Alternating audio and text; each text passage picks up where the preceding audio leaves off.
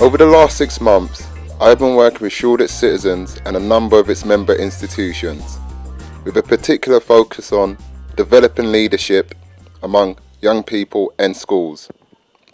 Yeah, 2010, money was put aside by the Mayor's Fund for London, which sort of mapped out an area which was the 13 poorest wards in the capital, which were made up from the boroughs of Hackney, Tower Hamlets and Islington. The reason why these were picked was because there was a sort of 43% child poverty rate across these 13 wards. Despite being in different boroughs, they were all in close proximity to each other, these wards, and clearly something was going on there. It's also got the highest level of unemployment in the capital. It's got a really high crime rate. Before starting my work placement, a listening campaign conducted by St Peter's Church, Randall Kramer Primary School, Bridge Academy and Bethnal Green Academy Secondary School found safety to be a common concern. Key part of community organising, of course, to listen to what people in your institution are saying about their area and what the problems are maybe that they face in their area. So at my church we did that, we listened to what people were saying, and one of the main concerns that they had was safety. And the border that goes between Tower Hamlets and Hackney runs along the Hackney Road, which is a big sort of arterial route out of London, and it's a busy road. And what we found from talking to shopkeepers and from talking to pupils and from talking to people in our congregation is that it was a bit of a no man's land, really, in terms of people feeling like the police were covering it particularly well, and it's a borderline between the police forces, between councils, between parishes of churches, between gangs. We knew it was there. This film attempts to highlight how local people, especially young people, can use community organising as a means of addressing local issues such as safety. I asked 3 people who have been involved with community organising to share their experiences and views. First, they are asked what community organising means to them. Community organising has existed throughout. In every single community you find, when people go about to, now when they try and set up a mosque or something, they try and fundraise for it, they try and find building, they get people together. That's organising.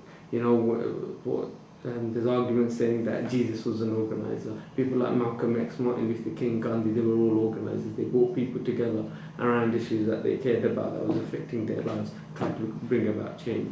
To engage with the place that they're from, I guess it's sort of empowering those people to be able to do what it is that they need to do to make their lives and the places that they're from. I think we all want those places to be better places. I think that's what everyone wants for themselves anyway. I think that community organising is just kind of facilitating that whole process and empowering those people to be able to do what they need to do to get what they want. Yeah. Quite simply. So I understand community organising to be based on relational power. So it's about empowering people in local institutions to hold those who have power over them. So be that in local politics, be it in national politics, be it local police, be it local council, be it big companies who have an impact on their lives. It's about allowing them to take some power, to build power together, to take control of the direction of their lives and their community. And lastly, I ask if young people would benefit from community organising and why. And I think if you give them the opportunity to young people to organise, they can test themselves, they can pick up a lot of valuable skills, experiences, build a lot of relationships. A lot of the world is built up on relationships, and they have a key functioning to how change and decisions are made. But for young people, I think if their GCSEs and their friends and their emotional sort of problems and that sort of stuff is sometimes seems like it's quite important, but for the big picture, I think it's important that people do engage with it. And for young people, I think it can be a fantastic thing if they are, if they're keen to make a difference or to have a say. we need to see change in our community. What other mechanism brings together ordinary young people with the people in power and forces them to listen?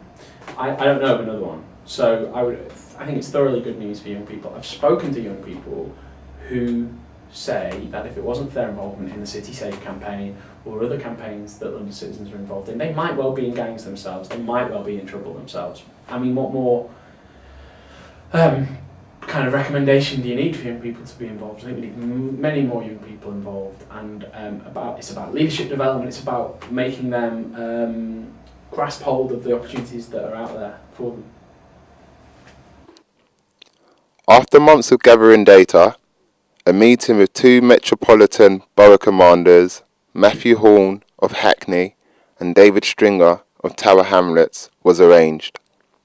In this meeting, members of St Peter's Church, Randall Kramer Primary School, Bethnal Green Academy and Bridge Academy Secondary School were able to share their stories, concerns, findings, and more importantly, their asks. If I just can speak for the Leicester Half at the moment, last year we conducted an operation which was pupil-led, and this is a very important part of what we're doing at the moment at Bethnal Green Academy, where they didn't feel safe, and they highlighted certain areas towards Hackney Road and in the estate surrounding there, and ran an operation which was called Operation Brooklyn. It ran for 24 days. We managed to confirm a reduction in crime of 84%, and that was targeting these areas which were given to us by our young people, with dedicated officers in plain clothes and uniform as well, after school patrols.